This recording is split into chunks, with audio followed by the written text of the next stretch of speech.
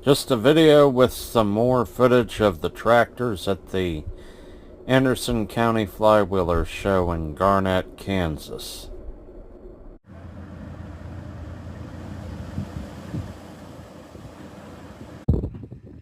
Here are some machines that look like they could come in handy clearing a bunch of brush.